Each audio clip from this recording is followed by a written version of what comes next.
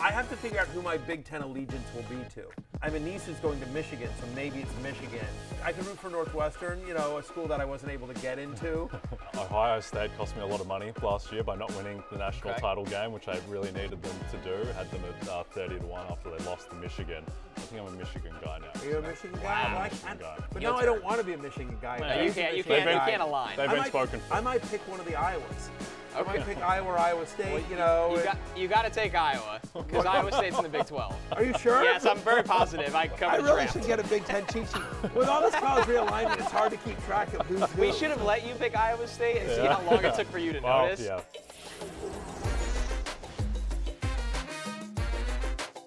Fantasy Football Happy Hour with Matthew Berry, served by Applebee's. By the way, for the record, I still have not been shown definitive proof that Iowa State is not in the Big Ten. There's like 2,000 teams in the Big Ten. They could jump. They could be one of the teams that jump. Every day there's a new school joining a new alliance, leaving this conference, leaving that one. Like, we still got like 3 weeks till football season. There's a chance Iowa State plays in the Big Ten this year. You keep throwing out these teams. Like, you can't just choose, like, yeah, let's support Crystal Palace in the Big Ten. No, they play in the English Premier League. Right. You got to pick a real Big Ten team. A real Big Ten team. All right, so I threw it out on Twitter, and by Twitter I mean X. It's so weird to say X. But anyway, so you see it there. Like, I'm letting the fans decide. I will bandwagon like no one before in history. I quote tweeted a tweet from Rotoworld, which was a video of what you just saw right there, us discussing my need for a Big Ten school. And when I say bandwagon like no one before in history, Connor Rogers, I'm talking like Jay Croucher level of bandwagon. Yeah. I mean, yeah, you remember last year where like he was all in on the Jaguars and then he quickly pivoted to the Jets. Yeah. New York Liberty. New York Liberty. Like, it's constantly like a team would win. Honestly, a team would have one good quarter. And then he's suddenly like, I love the Chargers. And then, you know, then they blow the playoff game and like, you know, then he's just like, I'm out of the Chargers. I should have stuck with the Jags because they Yeah, came good you didn't after write it I out. jumped off the bandwagon. Right. Yeah, me and Stephen DiAgostino stuck by our Swaguars Yeah. all season long. Anyway, so I put it out on Twitter. I put it out on all forms of social media. My Instagram, my TikTok, my Threads, Fantasy Life app. I did it all. At Matthew Berry TMR, and except Matthew Berry on the Fantasy Life app. And the four options that came at me the most, the ones that got the most mentions, I was surprised. Ohio State did not show up. Shocker. So I was shocked about that. I really thought They have enough fans. maybe so, or maybe they just don't want me. I was trying to say it the nice way. Right. Yes. They're like, we got a good thing going Yes. here, Barry. You stay the We've F seen away. where you align. Anyway, so the four options, and I'm going to put this out once again. I'll do another poll with these four, the final four, if you will, the final four: Penn State, Okay. Iowa, not to be confused with Iowa State, but Yes. Iowa. The lesser-known Big Ten member, Right, I would say. exactly. Michigan did show up, and I mentioned I do have a niece at Michigan. I have friends that have gone to Michigan. Been spoken for. And Maryland. And Maryland, the Terps, which we've also talked about again, because I lived in Virginia until I was like 12 and a half years old, which is where my Washington fandom comes from. So I'm a little bit indigenous to the area. Okay, so we've ruled out all the others. No, Michigan. You're out on Michigan State. I'm out on for Michigan strange, State. Yeah, the East reasons. Lansing. I'm out on East Lansing. I'm Very out on East peculiar. Lansing. Yeah, we'll have to do a happy hour after dark on the reasons for happy that. hour unfiltered. So Rutgers is out, even though we got the helmet on the wall. I don't think they were ever in. Purdue, unfortunately. Minnesota, they're all out, are they? Purdue and Minnesota are out. Rutgers. What about Illinois? Yeah, I mean, here's the thing, because I went to school at Syracuse, Okay. and so for a long time, Rutgers and Syracuse were Big East rivals, right? And by the way, my new teammate over at Football Night in America, Dev McCourty, Rutgers superstar, of course, and so I sort of feel like we've got Rutgers covered here at the company. That's fair. Okay. I pushed hard for Illinois, but I get it. It's a little off the map. Yeah, It's. the fight in the Illini. Little too art house for Matthew Berry. I think so. Okay. I think so. I don't think people would buy into So it. I think it's with Maryland. The I think it's one of logistics those. of it are I think great. it's one of those four. I think Penn State, Iowa, Maryland, Michigan. I'm going to put a poll up, and I will let the fans decide. Unless I don't like what the fans decide, Then in you which just case choose your own. it will be a completely useless exercise, and it'll be just totally about engagement farming. So it'll be one of those two things. Like, I'm looking for a social media engagement where the vote may be very meaningful or not at all. Yes. Do you have a hashtag yet for the vote? Like Barry Bandwagon? Yeah, Barry Bandwagon? Yeah. That's not bad. Right? That's not bad. I like that. All right, Barry Bandwagon. You want to be on the social media team at NBC Sports? Yes. After this shift, I'll go to that shift as well. I'll just never leave. Yeah, done. We'll stay here forever. Perfect. All right, so we did have football last night. We had plenty of preseason action. You've chosen Wisconsin, right? You're a Wisconsin. Yeah. You're hard on. You're full on. No, whatever. It's our last tape show, so I can say hard on. Hard on Wisconsin. Yeah, it's fine. Yeah, no, I'm planting the flag there. Yeah, exactly. All right, so you're a Badger, and where are you? Oh, I just want the team that hurts OSU the most, which I think is Michigan. So, yeah, I'm a Wolverine. All right, so you're a Wolverine. Yep. Interesting. All right, good. There we go. All right. Figure out what Lawrence takes. Lawrence probably going to take Georgia State. also not in the Big Ten. I know. Lawrence always figures out a way to work Atlanta or Georgia into every conversation. And then the A's somehow. The A's were somehow. I get criticized a lot for my bandwagon tendencies. Lawrence Jackson's worn a Dodgers cap, an Athletics cap, and a Braves cap on this show. I know, but usually, the A's are terrible. You pick only good teams. Right. Lawrence just picks obscure and weird teams to him. So here's the thing, which viewers might not have gotten because he was wearing his hat backwards. That Oakland Athletics colored cap was actually a Braves cap. It has an Atlanta A on it, which is just ridiculous. That is what's the point? That is way out. What's the point? It's very strange. Listen, let's be clear. I was happy that Lawrence was wearing clothes. Honestly, it was all gravy after that. He showed up, he had a shirt. It was fantastic. It was very good. Yeah, that was the most important part. Yeah. When Jay moved here, I remember one of the first things he said was, I'm going to raise my girls Yankees fans. And since then, Yankees might not make the playoffs for the first time in a long time. There is a Jay Croucher curse. Now I like the look of the Orioles. Okay. Yeah, it's good choice. He's a lifelong Orioles fan now. Exactly. Leading the division. Good year to choose 3 him. up and the tiebreak. Yeah. All right, last night we had Texans, Patriots, Vikings, Seahawks. We'll start with a much-awaited debut of C.J. Stroud, who didn't get to play a lot. He was 2 for 4, 13 yards. Obviously, the interception was the notable play. But, Barry, I think when you look at the Texans' offense, what might have mattered the most is a guy that he hopes to be throwing to a lot in the future in Tank Dell, who did have a massive night, 5 catches, 65 yards, and a touchdown. And the most notable thing is Stroud just needs to play more than what we got to see in the first game. Not worried about Stroud. It's first game. He's a rookie. By the way, he's not really fantasy relevant. Exactly. We don't expect Stroud is somebody that you're drafting in dynasty leagues, and that's pretty much it, or crazy, crazy deep leagues. So I'm not really worried about that. And he'll be fine. I'm not worried about a couple of series. But you mentioned Tank Dell. 1,000%. By the way, Tank Dell drinks free here at the happy hour bar. So Tank, if you're ever in town, come on by. Stanford. Look, Tank. This is what I tweeted out. Tank. It may take a while, but Tank Dell is going to be a thing. Tank Dell played all but one snap with the starters last night. Now again, Robert Woods and Noah Brown did not play, but are we scared about Robert Woods and Noah Brown? Tank Dell is really, really good, and it's not just me who thinks that. It's not just the Houston Texans front office that thinks that. It's his quarterback that thinks that. Here's C.J. Stroud when I interviewed him at the NFLPA rookie premiere. I got to talk to Nick, our GM, and he was asking me some questions about Tank. He was like, do you like him? I was like, yeah, I love him. He's a great route runner, good dude, can catch really well. He's a big radius, fast guy, can take the top off. And I was like, yeah, I'll be happy with that. So he was like, call him. So I called Tank and chopped it up, and he was hoping that to go to the Texans, and then Nick gave him the call probably a couple hours later, and then he ended up becoming the Texan. So it's kind of cool. There you go. See, when your quarterback literally calls the general manager and says, yeah, go get me Tank Dell, and then the general manager goes and gets him Tank Dell, good things are going to happen. I also interviewed Tank Dell at the rookie premiere, and both guys talked about each other and talked about the fact, of course, Dell, who played college ball in Houston, literally lives 10 minutes from where the Texans play. And so when C.J. Stroud moved to Houston as soon as he got drafted, he's like, I've just been showing him around. I'm his tour guide. And so they're hanging out all day, every day. So there is a little bit of a there is a little bit of a, shower narrative, if you will. What are you looking for there? Yeah, shower narrative. Okay. Shout out to my buddy Adam Levitan, which is, that's always one of his phrases. But all I was going to say is, I do think, in addition to just the fact that there's a connection between the two players, he's just really, really good. He's somebody that I know, Connor, you and I talked about coming out of college, probably should have gone in the second round. Yeah, and just when you look at what they need speed. They need somebody that can win over the top, and that's what Tank Dell could do. He had 1 million catches for Houston. He was the offense. I mean, Clayton Tune threw to him. They had him in motion almost every play, and the ball went to him. It felt like every 1 out of 3 plays. So he's ready for a lot of production if they give him that opportunity. But he also has a skill set that this Texans offense, when you look at it right now, there's not a lot that scares you. I think the offensive line has talent. We like Dameon Pierce, but there's not a lot of excitement in the pass-catching group, and Tank Dell at least has the ceiling that could be exciting. Yeah, and last night, just the plays that he was making, it just kind of leapt off the screen, just the way he moves, his pace. It's like, oh, that doesn't look like Robert Woods. Robert Woods doesn't do that. And so I think that Dell will have an opportunity. He's 100 to 1 to win Offensive Rookie of the Year, Tank Dell. I don't know, maybe worth a flyer.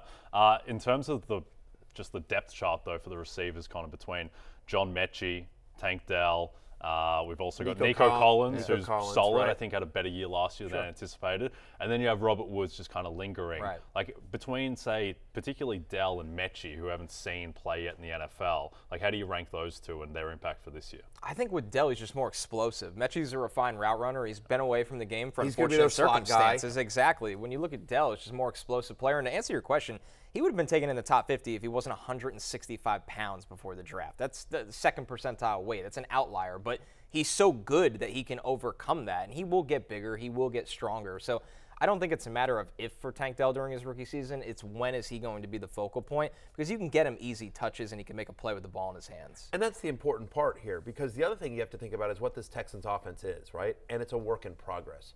And so at some point, and it might be week 1, at some point the Texans are going to be eliminated. And they're going to be like, you know what? We got to build for the future. And with all due respect to Bobby Trees, love Robert Woods, but Robert Woods is not part of the future. Noah Brown's not part of the future. Like, they need to be like, we don't care. We need C.J. Stroud to get reps. We need Tank Dell and John Mechie and Nico Collins to be out there and playing like these young guys, along with Dameon Pierce, and just let them get reps. And so, again, sometimes it takes rookie wide receivers a little while. A couple veterans were out yesterday. I know, it's vanilla defenses. It's second string. A lot of starters are out. I'm just telling you, mark my words, this year at some point, Tank Dell is going to be a thing. Yep. You know who Robert Woods is? He's Jakobi Brissett, where he's fine, and he might be more useful to winning right now than other options, but it also just doesn't make any sense whatsoever, and it's just completely illogical if you're going to be playing him over the young guy who needs to develop because they're not trying to win the Super Bowl. And by the way, we're not even sure that Robert Woods is fine. Like, he did nothing in Tennessee last year, and you just don't know, was it health or is he just sort of hit a wall? We don't know. But the fact of the matter is that, the Titans did not bring him back after, seeing him last year, and so he's on his 3rd team in 3 seasons, and we'll see. I like Tank Dell is one of my favorite late round flyers. Yep. Yeah, I think when you look at Bobby Slowick coming over from the 49ers with D'Amico Ryans to be the offensive coordinator, it's about creating space in the pass game. Yeah. And Tank Dell is the guy that maximizes that. So, like you said, it's just a matter of if. We also, in this game on the Patriots side, not a lot of exciting quarterback play, especially with the backup offensive line struggling. Tyquan Thornton's been an interesting player. He had 2 catches for 31 yards last night, but it seems like he has not been a guy in camp. And this is someone that they used a 2nd-round pick on just a little bit a year ago. Yeah, wow. A Patriots wide receiver draft pick not working out. Who could have? In the first 2 rounds. Could have seen that coming. We wanted to bring up Tyquan Thornton just because he's somebody that, when he was drafted, has been a little bit of a buzzy player, certainly in fantasy circles. People like Tyquan Thornton. And one of the catches he made last night was absolutely terrific. Yep. Just a really fantastic catch. But the fact of the matter is that I think the fact that he got so much playing time last night, when so many starters, right? Whether it was Bourne or Juju or, the offensive line, like so many starters were out last night. And the fact that Thornton got so much playing time should be a hint that, that's somebody that probably shouldn't be drafted except in a deep dynasty league. And in fact, it's not just us that's hearing about camp. Phil Perry joined the Rotoworld Football Show. Phil does an incredible job covering the Patriots, and he had some really interesting thoughts on where Tyquan Thornton stands with the team in the wide receiver room right now. So take a listen. He just never really fully picked up the offense, it felt like. Even late in the season, you could see confusion. And again, you could chalk this up to coaching, but you could see confusion when it came to, okay, what route was he supposed to run here? And why are he and Mac on clearly different pages in given situations? So this summer you thought, okay, better coach, better understanding of the pro game, of their offense specifically, and we just haven't seen it come together. Yeah, that's not not what ideal. you want to hear. Yeah, do you reckon Bill Belichick cares about a guy who hasn't picked up the offense yet? I think the problem is that he's pretty clearly fourth in the pecking order for receivers there behind Juju, Bourne, Devontae Parker, Thornton. I think would be fourth, and he's fourth. I'm not even convinced he's fourth. Yeah. I mean, is it Butte? How do I pronounce that? Kayshon Boutte has been the undrafted rookie. It's had a good camp. I believe they have Demario Douglas from Liberty. I mean, they have guys making plays that weren't drafted. And by the way, don't forget that it's still going to be a conservative, probably run-first offense. And, I like Hunter Henry this year. I like Hunter Henry in a Bill O'Brien offense who likes to use 2 tight end sets a lot. They signed Gesicki as well. There's an argument to be made that, especially when you think about Ramondre Stevenson's passing game prowess, Hunter Henry, and even Gesicki, there's an argument to be made that Thornton's 8th or 9th on the depth chart in terms of who's getting targets in this passing game. Yep, nothing to see here. Nothing to see here. The only thing to see is Denny Carter wearing an NBC Sports Edge. It's now Rotoworld. Can we get Denny an updated wardrobe here? Can we get him a new shirt? That was the most concerning. A Rotoworld blazer. Yeah, can we send Denny a Rotoworld blazer or or a cardigan. Rotoworld cardigan. That's what we need here. Somebody in production send Denny an updated wardrobe. Just don't bring back the sip thing again from last year. He's a sick man, Denny Carter. Yeah. Very, very sick. We had a later game with the Vikings and the Seahawks. Some more notable, I think, fantasy players getting a lot of action in this one, starting with the Vikings backfield. Everyone's trying to figure out who's going to be the guy after Alexander Mattison. Of course, they have Dwayne McBride there, the rookie. But Ty Chandler stood out in this game, I think, Barry. 11 carries for 41 yards. More notable across the fantasy landscape was those 4 catches for 29 yards because I think, Barry, that's the way he's going to be used during the regular season to complement Alexander Mattison. They don't have other guys on that roster that can, McBride is a nothing in the passing attack.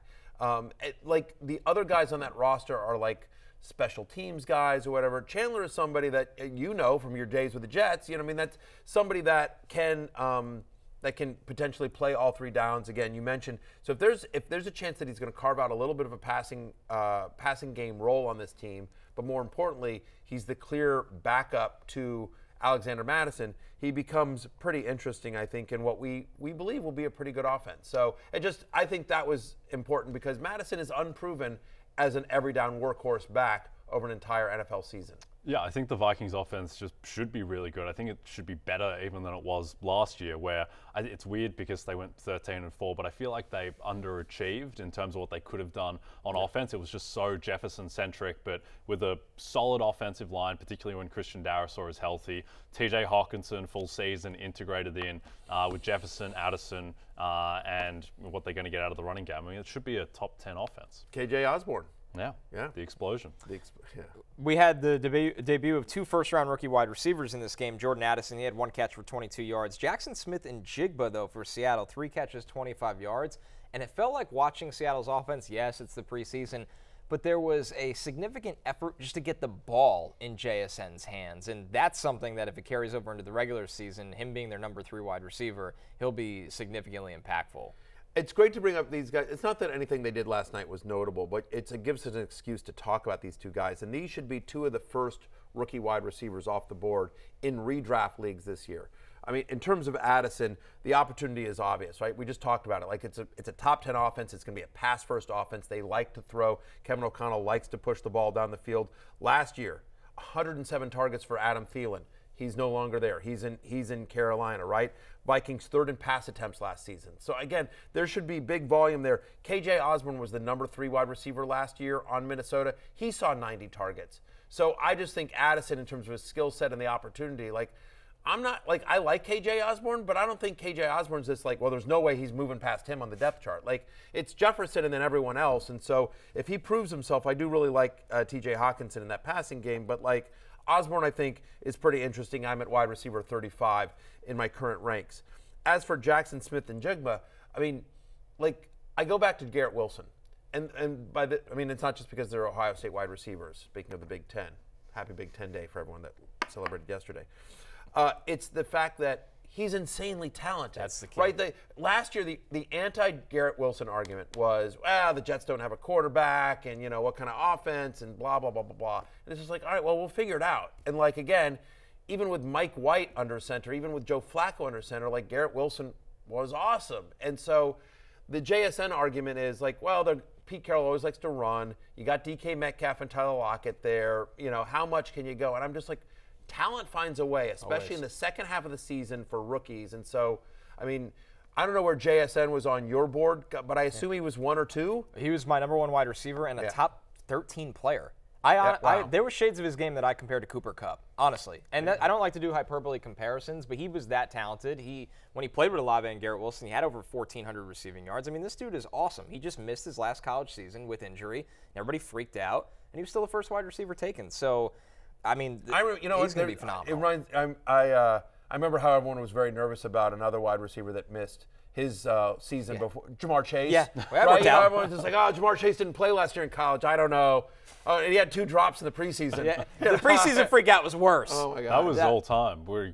Different ball, couldn't see it or whatever because of the laces. But yeah, I think with JSN, the other thing with Seattle is that there is the perception that they do run a ton, and they have previously. But last year with Geno, they actually threw the ball at an above-average rate. They became more of a pass-happy team. So I think with JSN, just the difficulty is, like, what is his actual ceiling, so long as Metcalf and Lockett are both healthy? I think Addison has the higher ceiling just because it's much more likely that he leaps over KJ Osborne, to your point, Matthew, than JSN is stealing more targets from Metcalf and Lockett just because they're more established. But, you know, certainly both guys have a lot of I think what talent. You're saying is here, you're like, oh, they passed more on Geno Smith. You were saying that they were trying to hide Russell Wilson. Exactly. That's what it was. But now that once they had Geno, they opened it up. Pass. I will say this, though. Like, coaches generally are like, okay, what do we have? And you sit here and you think about the fact that Ken Walker, we saw Zach Charbonnet last night, which was great. Sure. But, you know, Ken Walker, Jay, you and I were talking about this before the show, and I tweeted about this yesterday. Like, Ken Walker still isn't turning in practice. Do you need to do that? Yeah, I mean, like, right now they've like, well, he's gotten up to running in a straight line. I'm like, okay. Like, I know we still got a few weeks. Halfback dive plays. Right. Only. Yes. And Pete Carroll's saying, like, well, it's not a serious injury. And, like, again, Pete Carroll's one of those guys that's like, again, you know, like, you show up with your arm cut off. He's just like, he'll be back in a week. And you're like, he's, you know, Pete Carroll's an eternal optimist. I'm definitely a little nervous about Kenneth Walker, and certainly Zach Charbonnet should be rising up. But again, if they feel like the best part of their offense is going to be their passing attack, they found something in Geno. They signed him to big money this offseason. They drafted JSN. They've got the 2 guys in Lockett and Metcalf. Maybe they do go. Again, they continue to pass at an above-average rate. Yeah, I'd just be very worried about Ken Walker in general. Not so much just this injury in isolation, but the fact that he's dealing with the ankle all the back end of last season. He missed the start of the year last year because of the sports hernia. It just seems like he's just constantly hurt, and it's a different thing. And you're more worried when it's one degenerative thing, like a knee, that is just always going to hinder you. But it's just something new every time, and maybe he's just not a guy who's going to stay healthy. And if that's the case, then Charbonnet all of a sudden becomes an elite running back option. We hadn't really planned on talking about this, but I'll just say Walker is a fascinating case study. So, and I talk about him, you know, if you read my 100 Facts column for free on rotoworld.com and NBCsports.com on Company Man, I talk about him there. And what I will say is like, you know, he's one of those guys that was, you know, once he became the starter last year, like he was a top 6 running back in rushing yards. But it was 2 things. It was volume-based. Like, he was getting tons and tons of work because he was, like, the only guy there.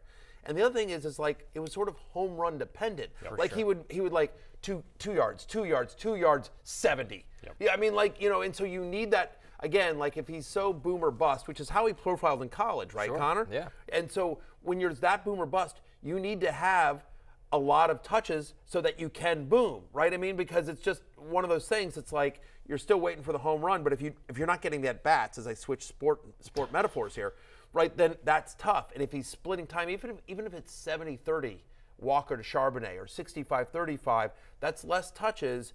And now you're talking about a team that's going to be a little bit more pass first. Much like he is as an NFL player, he is one of the more boom or bust running backs this year, I think, in terms of range of outcomes in fantasy. Yeah, as someone who had a Ken Walker O-Roy ticket and was watching him very closely, he didn't get a lot of help from his O-line, and he was gobbled up a lot. I think the O-line should be a bit better, but that'll be cancelled out, I think, by more Charbonnet, who's much more threatening, I think, than DJ Dallas or Travis Homer or whoever was behind him last year. Yeah. Charbonnet also adding in 2 catches last night, too, so we'll see even when Kenneth Walker's back if he can carve out a pass-catching role, which he was extremely serviceable at UCLA.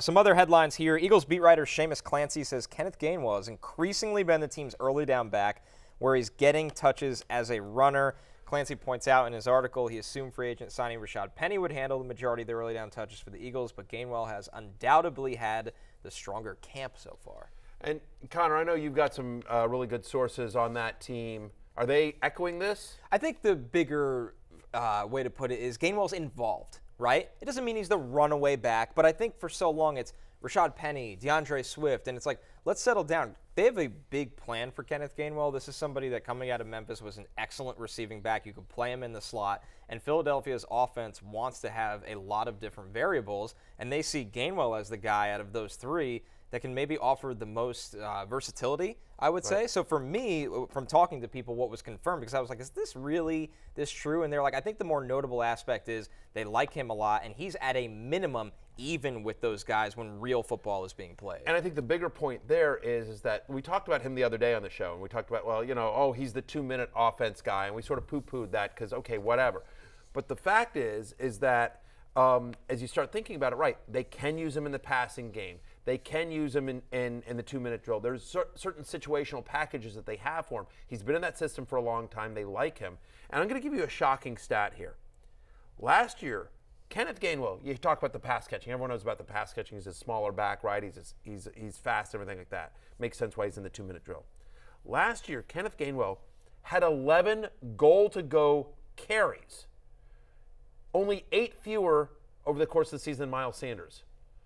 Like, 11 goal-to-go carries. Like, they're not scared to run him up the middle, to run him off tackle. 11 different times they were in a goal-to-go situation. They handed the ball off to Kenneth Gainwell. And so what that does, if you are the Eagles, right, and you're sitting here thinking about how you game plan, like if DeAndre Swift comes in, you're like, all right, well, it's probably a passing play, right? And if Rashad Penny comes in, it's probably up the middle. But Gainwell says, like, well, I don't know what this is, right? Again, and do we think Kenneth Gainwell suddenly getting 20 carries? We don't, obviously. But I think what we're all saying here is that Kenneth Gainwell is basically free in drafts. And so if you want to take a dart throw at the Eagles running back situation, which we all don't know, right? Because Swift is going to have a role, Penny's going to have a role. Obviously, Hurts is always a threat to vulture a touchdown when you're getting close to. The fact of the matter is Gainwell will have a role. And of all the running backs, he's by far the cheapest. And why not throw a last round pick or, you know, a late round pick on Kenneth Gainwell? Yeah, and I think the thing with this kind of stuff is that a lot of people on Twitter/X are going to be like, this is ridiculous. How is it not DeAndre Swift? How is it not Rashad Penny? These guys are so much more talented. And I understand that, but I think so much of the time you have to regress back to the fact that NFL coaches are generally pretty smart and they're generally going to make the best decision for the team. And certainly when it's the Philadelphia Eagles, who are the most analytically driven team in the league, Nick Sirianni is one of the best coaches in the league, he's going to make the right decision. And if he says that Kenneth Gainwell is their best option, then he's probably their best option, and that's going to matter in fantasy. If it's something like Dallas and Mike McCarthy and Ezekiel Elliott, more happy to poke holes in that, but I'm going to trust Nick Sirianni on this one. At the same time, you have to think that Swift and Penny are going to see enough run that I think all of these guys are just going to be extremely frustrating, and there's no one that you're going to be really content with. You have to take it with a slight grain of salt, because also one of the reasons why Gainwell is probably excelling in camp early on is he knows the offense. Right, These guys just got there, and so they're probably like, oh, sorry, I was supposed to move over there to the left. I'm sorry. Oh, on 63, I'm supposed to step up into the pocket to, you know. Anyway, so I'm sure there's like stuff like that where they're still learning the offense that Gainwell's known for a number of seasons. And so I think as camp goes on, those guys will get more comfortable with the offense and they'll learn. But again, the point is merely Kenneth Gainwell is going to be a thing this year. And even if he's a third of this backfield, that's a good value of where he's going in drafts. Like, he's just not being drafted until very late. So I just think late round flyer, Kenneth Gainwell should be on your radar. He's going to have a bigger role for the Eagles than I think people may be thinking now. And one last thing on Gainwell from the conversations that I've had for years now. You brought up earlier, some people held it against Jamar Chase when he didn't play his final college season, the COVID year. Kenneth Gainwell didn't play. And Kenneth Gainwell, I remember evaluating him that summer. He was a second or third round lock. He doesn't play. Teams held it against him. He fell pretty deep into day 3. This is not a day 3 talent. This was a day 2 talent. So I think people still look at Kenneth Gainwell from where he was drafted, not the player he was at Memphis before he opted out of that season. And Philadelphia views him as that talent, and he's going to see the field. So we'll see where this one goes. If you're a zero RB person, like this is the guy that you throw the dart on, in my opinion. And also, like Rashad Penny is as well, even with this. Sure. Because when Rashad Penny has been healthy, which is never, but when he has been healthy, he's been one of the top 10 running back in the NFL. Yeah, get your 4 games. Yeah. Behind that offensive line, he could be awesome. Yep. Yes. Over in Chiefs camp, beat reporter Jesse Newell said Skyy Moore has been with the first-team offense every rep at camp when the Chiefs run 2 receiver sets. Obviously, they used a second-round pick on Rashee Rice. But besides that, this is a pretty thin wide receiver group, Barry. And Skyy Moore was drafted in the 2nd round not that long ago. I know from talking to my team sources, they love Skyy Moore. They love the kid. They love Kadarius Toney too. But again, Kadarius Toney struggled with injuries. He's hurt right now as well. He's not going to play this weekend in the preseason game. Mecole Hardman, Juju Smith-Schuster, both on the team last year. Neither of them there. That's 135 targets right there just between those 2 guys that are no longer on the team that are sort of up for grabs. And so, you'll see, again, it's the Chiefs, and they're going to mix it around. And so you'll see some Rice. You'll see some Toney when he's out there, obviously. You'll see some MVS, maybe Justin Ross or Justin Watson. One of those guys gets on the field and everything like that. But you're right. They like Skyy Moore a lot. I know that for a fact, just talking to team sources over there. They think the kid is great. And it's worth noting that last year, the Kansas City Chiefs were 2nd in the NFL in slot targets. Now, obviously, Kelsey inflates that somewhat, but still, 58% of Skyy Moore's targets last year came in the slot. The expectation is that he'll play a decent amount there this season as well. So I'm at wide receiver 50, honestly, and I might be too low. Yeah. There's 2 things here. One, I think just head-to-head, I'd just rather have Skyy Moore than Kadarius Toney for this season. If I had to draft one of them, I'd rather take Skyy Moore. Just because of the health. Yeah, sure. because of the health. Tony's got more upside with the talent, but I'd rather have Skyy Moore. And then secondly, I think people are just overthinking this, where Skyy Moore, I think, has the best chance to be wide receiver 1 for Patrick Mahomes, and he's going outside the top 130 in drafts. That's just wrong. It just can't. It just doesn't make sense. It doesn't make sense. He needs to go higher. I'm with you. That is one. Him and Rashee Rice are the 2 to watch. Like, who is going to carve out more of a role? Or maybe they just balance each other out. Paul Denner Jr. from The Athletic noted Bengals running back Chris Evans is running ahead of rookie running back Chase Brown in training camp. This one, to me, guys, I mean, rookie running backs get phased in usually the slowest if you're not a first-round pick, so I'm not floored by this note. I'm not either, and I want to see what it's like when Travion Williams comes back. Again, I grew up in College Station, Texas. I'm a Texas A&M homer, so I kind of stand for Travion Williams. I also maybe have him on a deep dynasty league, so hope springs eternal. But I think Travion Williams is a good running back. Like I think I watched him in the SEC. Like he was really good, and so I'm not ready to be like, okay, yes, Chris Evans is absolutely the insurance running back you want behind Joe Mixon.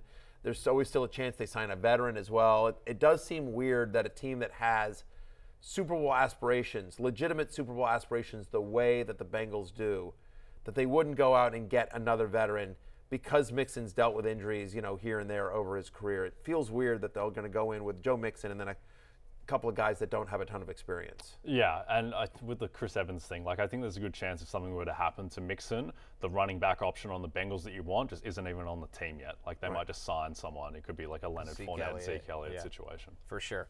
Steelers Depot, Alex Carrozza believes tight end Darnell Washington will be a big-time red zone weapon as a rookie. Obviously, Darnell Washington is basically the size of an offensive tackle and can run like a wide receiver. So this will be interesting to see how the usage of him here, Barry, because it feels like this is one that maybe carves into other guys' red zone targets rather than him being a standalone fantasy option. Yeah, I can't imagine him being a standalone fantasy option, but could I see them, again, giving his size, it certainly makes sense that he's going to be a part of their red zone package, right? So that makes a ton of sense. Last year, the Pittsburgh Steelers top 12 in terms of tight end zone targets, so it's a part of their offense already, and you've got a weapon like him. But I think this news will do 2 things. Number one is I think it will depress Pat Freiermuth's ADP, which I'm like, okay, good. I still want Pat Freiermuth. Last year, top 6 among tight ends, targets, receptions, yards last season.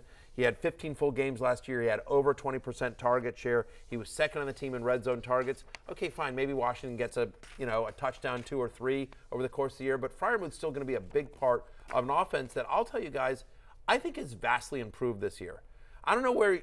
I don't think you and I ever had the Kenny Pickett conversation, but where did you have him coming out of college? Because I think that second year in the system, Kenny Pickett knowing he is the guy, this is his team, he doesn't have to worry about Mitch Trubisky or whatever. Like Diontae Johnson, George Pickens, Diontae Johnson, Allen Robinson. We'll see if we get anything out of him. Freiermuth, Washington, like Najee Harris on the back, like. There's some weapons there in Pittsburgh. He was my QB1 that year. I compared him. I said if he hits his ceiling, you're looking at a Derek Carr kind of player. And you in fantasy, you gladly take the Derek Carr of the Steelers throwing to those guys. So Pickett's a guy that's, he needs to play in rhythm. He needs to play with timing. You're not going to see a lot of that his rookie year. He can move a little bit more than he gets credit for. He's, a little more mobile. I'm expecting a big jump from Kenny Pickett. I thought he was the best quarterback in that class.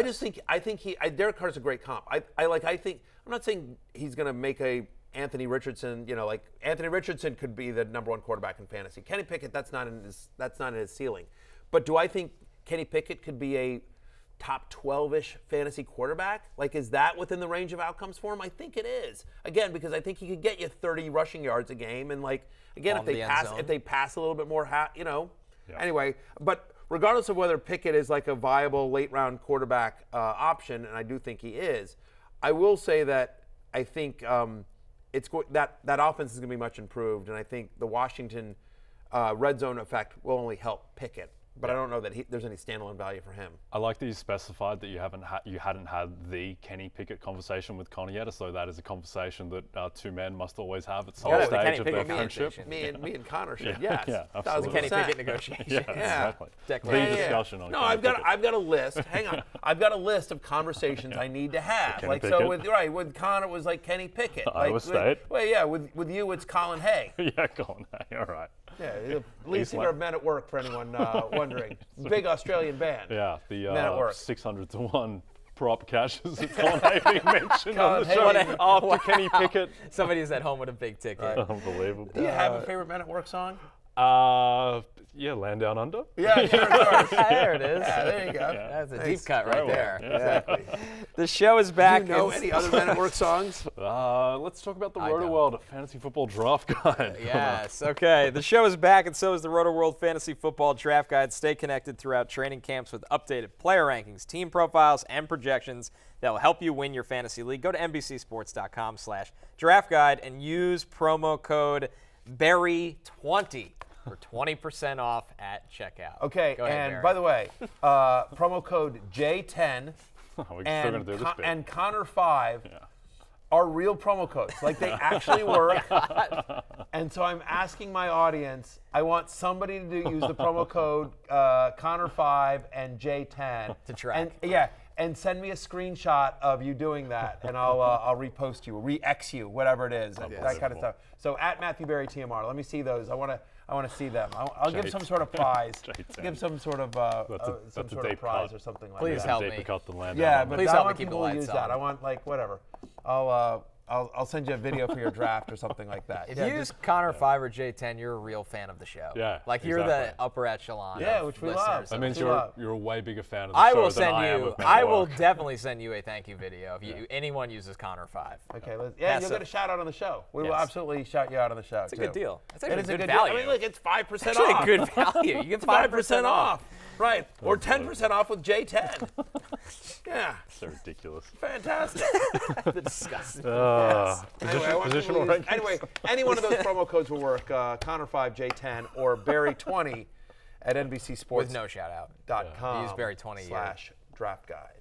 All right, let's continue the rankings here, Barry. We will go 50 to 100 today. This is a big amount of rankings we have to get through. So 51 through 60, we're going to do a quarterback here at the top with Justin Herbert leading the pack, followed by DJ Moore, Dameon Pierce, Marquise Brown, George Kittle, Justin Fields at 56, definitely a bit of a fantasy darling with the rushing this year, Drake London, Diontae Johnson, James Conner, and Christian Watson.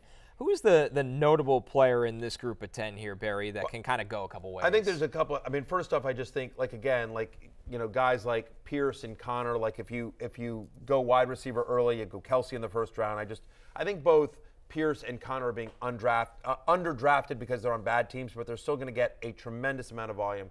I think both are talented players.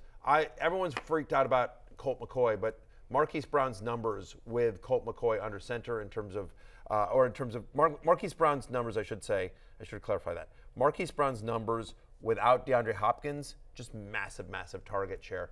But I think the guy that's really interesting here for fantasy, not that I love him, but I think Diontae Johnson is just, sort of really interesting, right? So last year, career lows in yards per target, catch rate, we talked about the touchdowns, but last year he was top 6 in end zone targets and still went 147 targets without a touchdown. It's an NFL record. It's my favorite stat of the year. Right.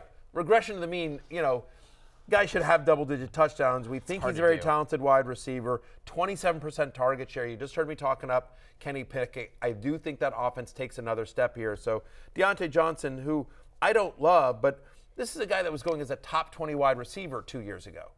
He was going as wide receiver 14, and now he comes in at 56 overall.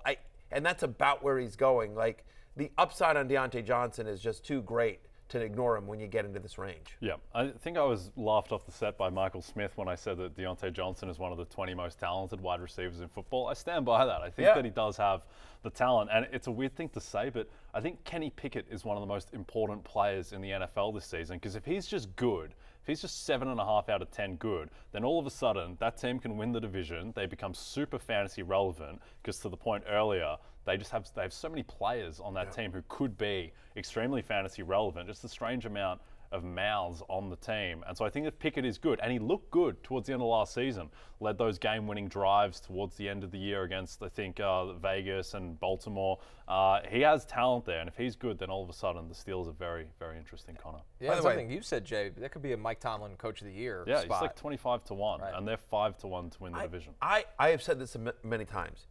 I don't understand what people should do now is we should go back and look at whoever won Coach of the Year, and take those awards away, and I'll give them to Mike Tomlin for every single year. Hear me out.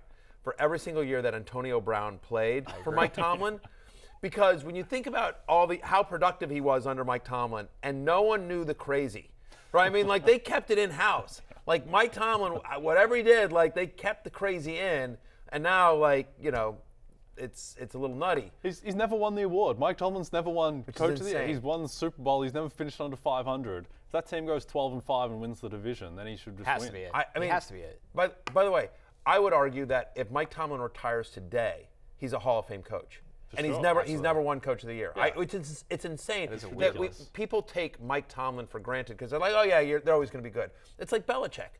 How many Coach of the Year's awards have I think Belichick's won one? They might have two. But Matt Nagy has one. Right, Mike Tomlin doesn't. Right, no, but that's the insane thing. Belichick should win it every during the Brady year, Belichick should have won it every year, and he never did. So unfortunately, coaches are the victims of their own success, and you get sort of expected. We talked about this last year where we both agreed Kyle Shanahan should have won Coach of the Year. Yep.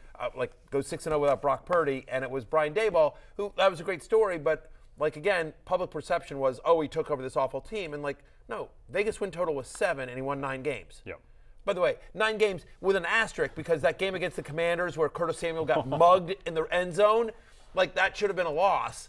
But the Giants somehow won that game. How about the game against the Colts where me and Connor could have beaten Sam Ellinger and what was going on in Indianapolis. Anyway. We like Brian Daboll here, but Kyle Shanahan should have been Coach of the Year last year. Great. Thank you, Matt. Moving on, 61 through 70. Started with Cam Akers, then Miles Sanders here. Got back-to-back running backs, followed by Darren Waller, a new home with the Giants. Isaiah Pacheco, a pretty popular sleeper this year. And then Chris Godwin, Tyler Lockett, Brandon Ayuk, 3 wide receivers in a row, followed by Kyle Pitts, Dallas Goedert, and number 70, a surging Trevor Lawrence.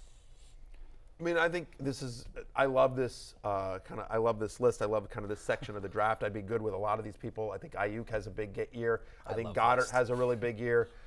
Trevor Lawrence was on my short list for ride or die. Darren Waller, I think, is going to have a monster year with the Giants. But I want to talk a little bit here about Cam Akers because I think he's a really fascinating guy. Last year, Rams 29th in both running back carries and targets last season. The offensive line was awful. First 12 weeks of the season, Cam Akers averaged 3.9 fantasy points per game, right? Under 10 touches a game, right? And there were all these weird things like we're going to trade him, we're going to release him, like he's in the doghouse. And then weeks 13 on, he was the 6th best running back in fantasy. I'm sorry, he was the 5th best running back in fantasy. 5th best running back. Averaged over 100 yards from scrimmage. He averaged over 19 touches a game, 100 total yards in each of his final 4 games. 11% target share of that stretch. The Rams still don't have really anyone. There's no one in that backfield that scares you to take touches away from Cam Akers. So the question is sort of which Cam Akers are you getting and where he's going in drafts. I don't mind taking the flyer on volume and saying, hey, there's a chance that, like, they do have Stafford back, they do have Cooper Kupp back. Like, they're gonna need to generate offense somehow. And so McVay has, you know, over the time that he's been in LA, more often than not, picked one running back and sort of gone with that. There have been a couple times where it's been a little committee-ish, but, you know, I'm not really scared about Kyren Williams or anything like that taking touches away. So, you know, volume is king for running backs. Give me some Cam Akers here at 61. Yeah, I don't mind it for where he's going outside the top 60. At the same time, like, this Rams team is such a mess. The second best player on their defense, they just signed like 2 days ago, John Johnson. He's clearly the second best player on their defense. He just got signed. The team is a complete, it feels like they're going to get like relegated and be playing in the CFL next year. There's just nothing on this team outside of Kupp, Donald, Stafford. I'm just Higbee. Yeah, I kinda like Higbee. Is Higbee like the 5th best player on the team? He might be. Yeah. But my point is right that, like, I'm with you. I don't know how many scoring opportunities the Rams are going to have. And I don't. It's not a good offensive line. It's a bad offense. But again, if you do 0 RB or you're just looking in this mid round, like it's hard to find a running back in this range that has a potential for 20 touches a game. And Cam Akers legitimately has that potential. Yep, and he was great towards the end of last season. Genuinely excellent. Moving over to 71 through 80, this one starts with David Montgomery, now with the Detroit Lions, James Cook, Rashad White, J.K. Dobbins, a stack of running backs, followed by a stack of wide receivers in Mike Evans, Michael Pittman Jr., Jordan Addison, the rookie, coming in at 77, Jaxon Smith-Njigba at 78, Javonte Williams, the hopeful return of Javonte Williams at 79, and then maybe the most complex quarterback to figure out in fantasy this year, Barry, with Deshaun Watson at 80, now officially done with suspension. He came back last year, a lot of rust in his game, but in a Browns offense that maybe can be potent through the air. Right. I mean, Watson's a fascinating player, right? Because he looked so bad last year, but there was so much, you know, a lot of things going on there, certainly rusty, a lot of controversy about his return. But now, full season, full off season, he is the guy. He's gotten into Stefanski's system, and unlike all those Houston years where they were a bad team and it was, you know, somewhat junk inflated, the fact of the matter is that the Browns are going to be good this year. Browns have a good defense. They have legit weapons on offense. Very good offensive line. They have the best running back in football in Nick Chubb. Amari Cooper is a legit wide receiver 1 for an NFL franchise. You and I both like Cedric Tillman as a piece there. You know, Elijah Moore's there. Elijah Moore is there. Maybe the resurgence of Elijah Moore. Top 5 fantasy quarterback in his 3 full career seasons. All 6 games he played last year, he had 20 or more rushing yards. So, I mean, that's still a part of his game. And, you know, he's my quarterback 9. He's my quarterback 9. He's not someone that I feel super comfortable going into a season with as my only quarterback, but I don't mind if you wait on quarterback. I don't mind you winding up with him and then like a mid-tier QB2, like Watson. Like if I was in a 1 quarterback league, coming out of the draft with like Watson and then like Anthony Richardson's pretty interesting, right? Yeah. You know, like not like 9 and 12 is I think where I have them in my ranks. Do you think there's a bit of an inconsistency that Watson is being considered in one way that is completely different to the way that Michael Thomas is being considered, in that the last time Watson was good was 2020. The last time Michael Thomas was good was 2019 when he was the best wide receiver in all of football. I get it, it's different. Thomas has had injuries, Watson hasn't, and has been out for other reasons, but I can't get over how bad he looked at the end of last season. Yeah, and I get it, the context, but he looked horrific in a way that was really unusual, where certainly the betting market kept on expecting that he was just going to bounce back and be better, and he just never was. He was just about the worst quarterback in football. 81 through 90. 81 is the highest ranked player that is still without a team. That is Dalvin Cook.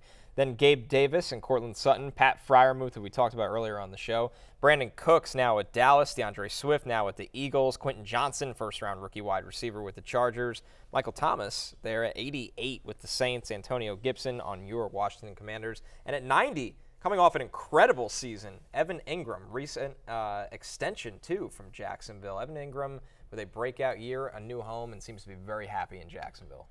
There's no question about it. That's an offense that I'm really interested in. I think Cortland Sutton is kind of. I think people are forgetting about Cortland Sutton. Like we're in on Denver's offense and a resurgence of that, and he's just going so much later than Jerry Jeudy, and a lot of news out of camp is just Wilson to Sutton. So we'll see there. I love Antonio Gibson this year as well, but the player I want to talk about specifically here is Brandin Cooks. Dalton Schultz and Noah Brown last year had 163 targets. That's a 30% target share that has been vacated. Brandin Cooks has played 9 seasons in the NFL for a bunch of different teams. He's had over 1,000 yards in 6 of them. 3 straight seasons with a target share above 20%. Like, they need somebody else to complement CeeDee Lamb. And we like Michael Gallup as a player here, but I think there's an argument to be made that Brandin Cooks might be, a very viable wide receiver 4 with some upside given the right matchup and everything like that. I've never understood why Brandin Cooks keeps going from team to team to team, but feels like he produces wherever he goes. Yeah, that's the thing, is that he's just good. Even last year, he was fine in Houston for what he had around him. I think people are underrating the Cowboys in general way too much. They're viewed as, I think, people think of the NFC as Philly and San Francisco, and there may be a drop down to Dallas and Detroit. To me, they're right there. If I had to place a bet on a team to win the Super Bowl at the moment, Dallas at 16-1 would be my bet. This offense is loaded. People are underrating Dak as well because of how bad it ended last year. Dak Prescott is a top 10 quarterback in the NFL to me, and now he's got, and it's still, as always, an elite offensive line. I think Michael Gallup will be better as well. Between Gallup, Lamb, Cooks, those are 3 very strong weapons at receiver, and then the defense is loaded as always. I think Parsons will win Defensive Player of the Year. I'd just be buying as much Dallas shares as I can.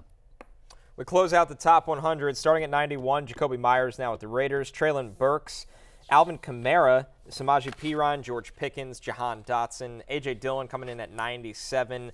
At 98 is David Njoku, tight end for the Browns. Rashad Bateman, now back practicing, I believe, with the Ravens. And then Tua Tagovailoa at number 100. With Tua, never about the production and all about the health in Miami. Jakobi Meyers is one of those guys that no one ever wants to draft. And that when you draft him, if you're in a live draft, if you're hanging out at a bar or something like that with all your buddies, and you say the name Jakobi Meyers, no one's going to go ooh. They'll do that when you draft Skyy Moore. You know what I mean? If you want to ooh, there's kind of sexy players that everyone will be man, I wanted him, that was my sleeper. Man. No one's going to be Jakobi Meyers, that was my guy. No one's going to do that. All right? He's kind of snoozy.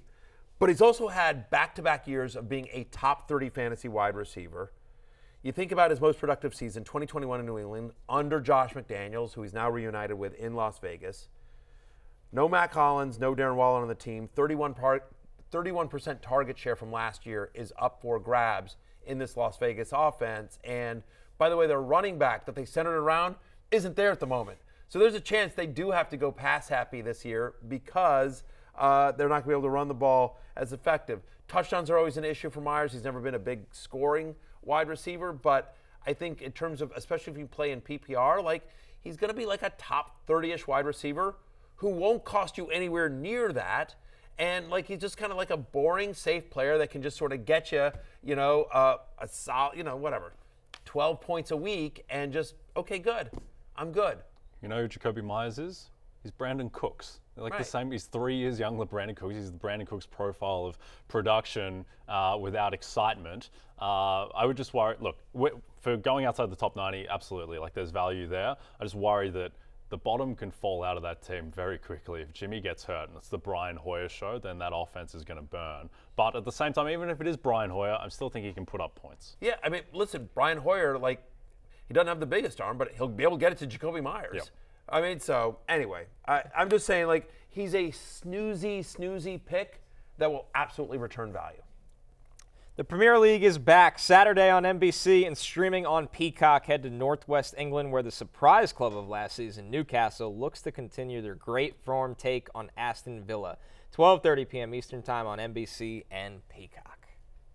We continue our guest bartender series, and it's time to do a little trivia night at the bar. And who better to bring in than somebody that works tirelessly on this show? Welcome in Damian Dabrowski. Damian, it's great to have you here. Yeah, Connor, I think the lesson is we really will let anybody up here at this point. I mean, that's the point we're at. I don't know who's coming on Monday, but between this and Lawrence trying to kick Matthew out yesterday, I think we should probably invest in some bar security at some point. Something, absolutely right. There's well, when you get drunk enough, you know, you'll let pretty much anyone in. So Damian, our producer here, probably best known around the show for losing to me at NFL Blitz. Just want to point that out right now. There's a NFL Blitz champion on the set, and it is this guy.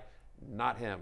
Last second touchdown to Jerry Rice. Thank you very much. Well, I was covering him with a D lineman, so yeah, that was a mistake by you. I did not get a choice as to who covered Jerry Rice. It was not a good scene. But yes, trivia. So okay, what do we got? Matthew, your 100 facts right on the site. Each year when we put that together, there's obviously a lot of stuff that we can't use. Just we have to cut. So I kind of went through a lot of the stuff that we cut and try to pick out some interesting facts that I think can springboard us to talk about some players here. So I'm going to start with running backs, guys, and let's go this. Who led all running backs in yards per target last season? So yards per target, we're talking receiving. Who led all running backs in yards per target last season? We'll start with you, Matthew. I bet you it's somebody it's not Nick Chubb, but it's somebody like you wouldn't expect, because that 100 facts is always about that. But all running backs in yards per target last year. Is there a minimum or just? Let's say 40 targets. So somebody, we're not looking at guys who caught 10 passes, but at least got decent usage. At least 40 targets. I'll say yards per target. DeAndre Swift. Okay, I'm gonna go with Tony Pollard, because it felt like every time they didn't give the ball to Zeke and threw it to Pollard that something good happened. I'll go with Ramondre Stevenson. Ooh, I like that guess. guess. So you were on the right track, Matthew. Definitely a surprising answer. It's actually Derrick Henry.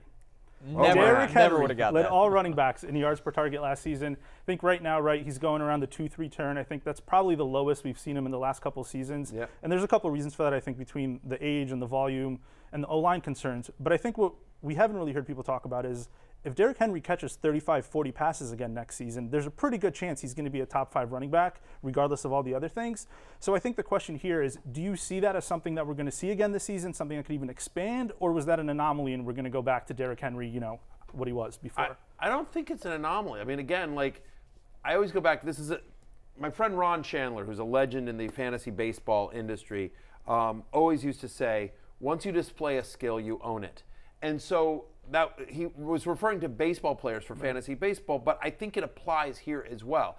So the fact that he was, usable as a pass catcher for the Titans last year makes me think they're going to be like, okay, here's a new wrinkle for us. Again, the other thing is, yes, there are offensive line concerns, and you're always worried about, given the crazy amounts of usage, like 3 straight seasons with at least 23.5 touches per game, right? But the other thing is think about this offense.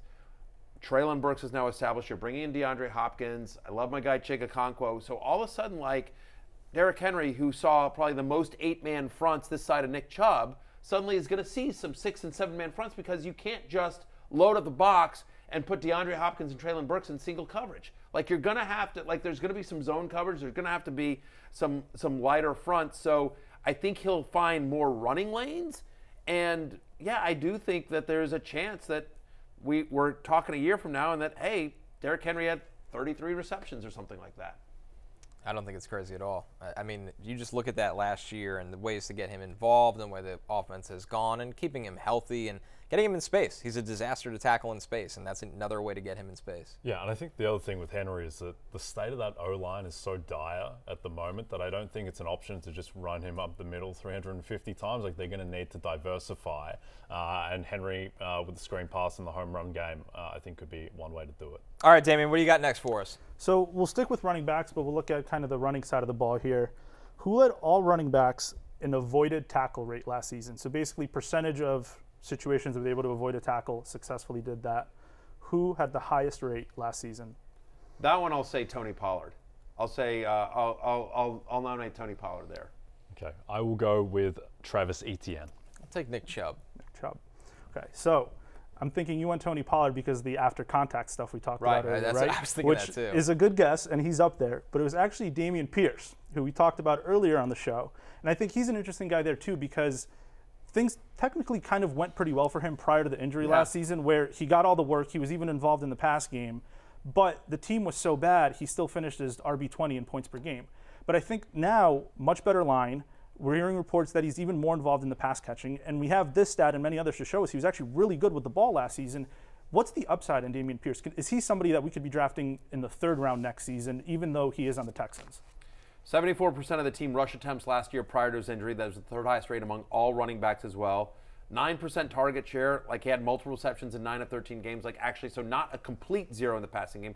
Not a huge part there, but he had 10 different games where he had 15 or more touches. He averaged over 103 yards from scrimmage in those games. To your point, we're not saying the Texans offense is going to be awesome, but they're going to be more competent than they were last year. We expect C.J. Stroud, despite what we saw last night, we expect C.J. Stroud to be a little bit better.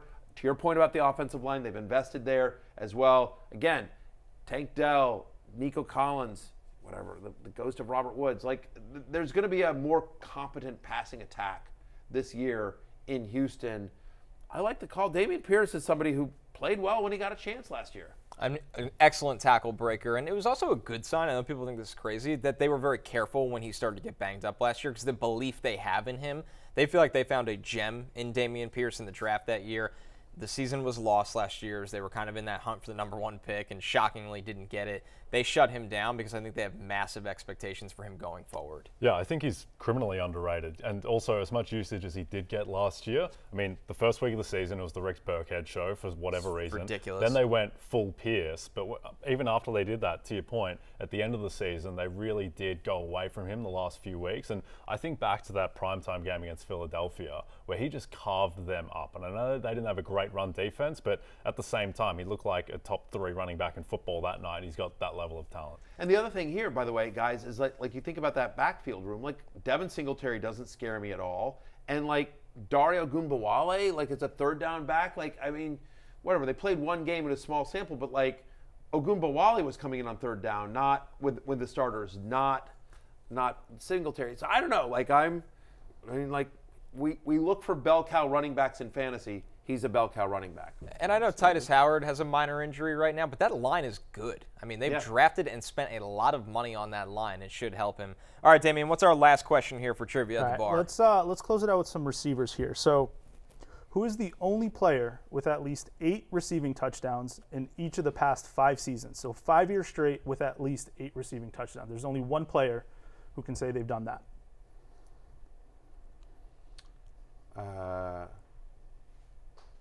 Devontae Adams would be my guess. That would be one of mine. guess. I am going to go Stephon Diggs.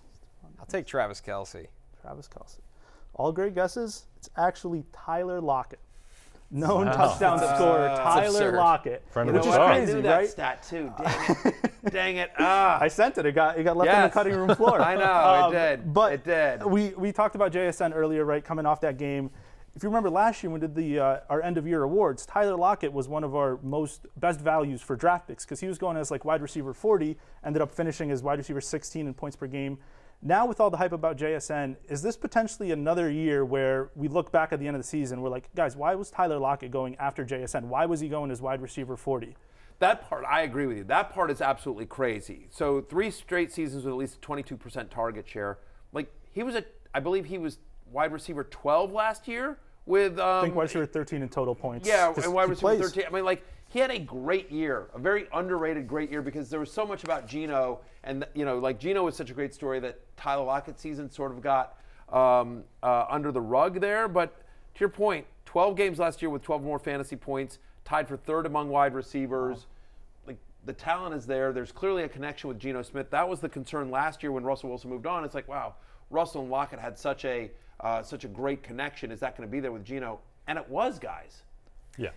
I think that with Tyler Lockett, he's kind of in that same bucket with Jakobi Meyers and Brandin Cooks, so he's not super exciting, but the guy just better. produces, Yeah. and he is better than them. That Yeah, I is- think, yeah. he's very underrated. The consistency, and you also wonder, does JSN being in that offense maybe even open it up a little bit more, right? He's playing with just DK Metcalf every year, which is great, but still, that you can lock in on a guy like Lockett and Metcalf when it's just them two. So JSN could even help a little bit, and that model of consistency with the touchdowns is just absolutely insane. That's the best trick question, I think, on the list here. Yeah, again, a guy that was a top 12 wide receiver last year, a top 13 wide receiver in total points, going outside the top 30, and the only reason is because they added another wide receiver. And again, we all like JSN, but like everything else is the same, right? It's the same coaching staff, it's the same quarterback, the whole thing. The hate on Tyler Lockett has gone way too far. Damian, good job. I think you may have earned yourself another gig. You may have to be coming back. Very good trivia. So for our producer, Damian Dabrowski, for Jay Croucher, for Connor Rogers, it is closing time. You don't have to go home, but you can't stay here. We're back on Monday. More preseason games this weekend. We'll break it all down. Remember, Tank Dell, drinks free. We'll see you on Monday. Peace out.